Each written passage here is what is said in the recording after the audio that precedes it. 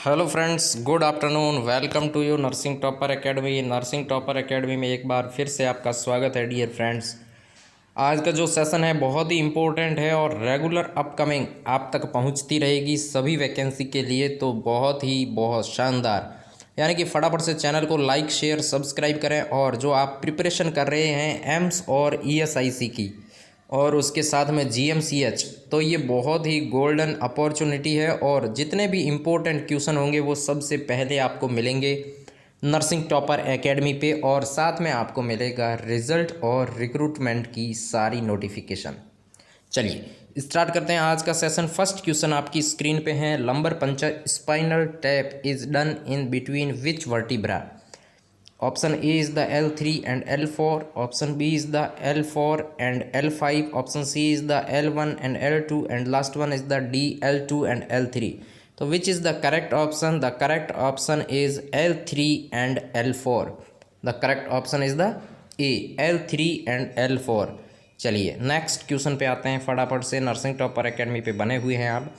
ऑम्फेलाइटिस is the infection of the newborn. Omphalitis newborn के किसके infection को कहा जाता है? Option is the eyes, umbilical cord, pharynx and ears. The correct option is the B, umbilical cord. Third question, which is the common agent responsible for the infantile diarrhoea? Infantile diarrhoea के लिए कौन सा common agent responsible है? Option is the rotavirus, option B is the entamoeba हिस्टोलाइकिया, option C is the E coli, and last one is the streptococci. The correct option is the A, rota virus, most common positive agent for the infantile diarrhoea. Next question, celiac disease also known as the gluten sensitive enteropathy is affected which part of GI tract? जो celiac disease है वो sensitive होती है barley, राई, oats और wheat से। तो shorts में आप बोल सकते हो BROW। The sensitive part of the duodenum, small intestine, stomach and large intestine. The correct option is the B, small intestine is the most sensitive part.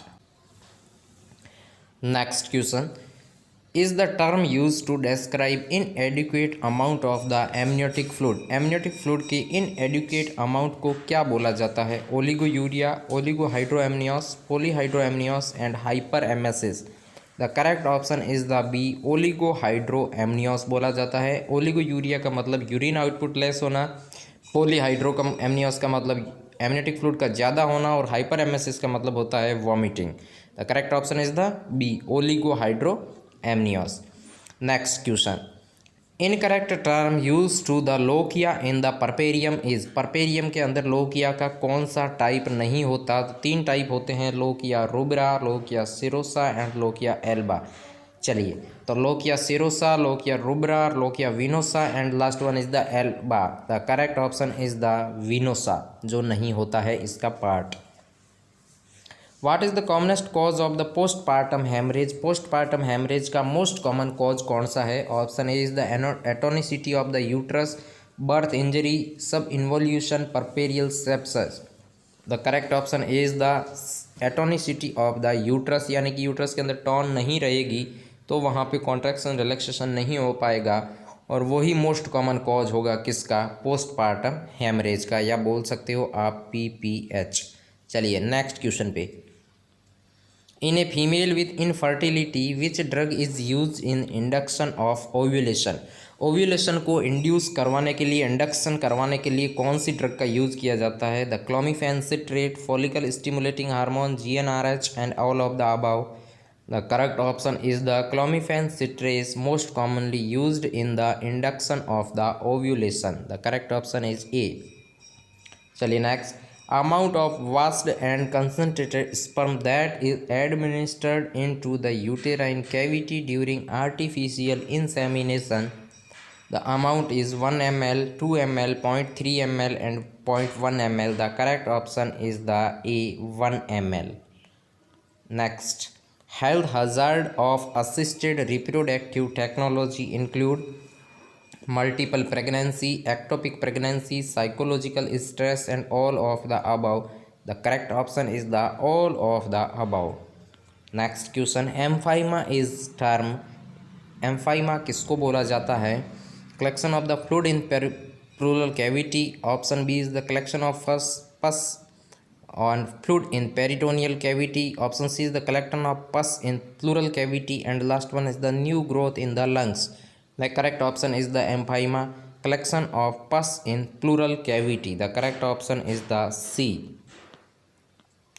Used nasogastric tube has to be discarded in। BMW से हमेशा question आता है, तो plastic का जो भी material होता है उसको रेड बिन के अंदर डिस्कार्ड किया जाता है। ह्यूमन एनाटॉमिकल को हमेशा येलो में डिस्कार्ड किया जाता है। तो यहाँ पे करेक्ट होगा कौन सा? Red colour. और ह्यूमन एनाटॉमिकल होता है तो उसको हमेशा येलो के अंदर डिस्कार्ड किया जाता है।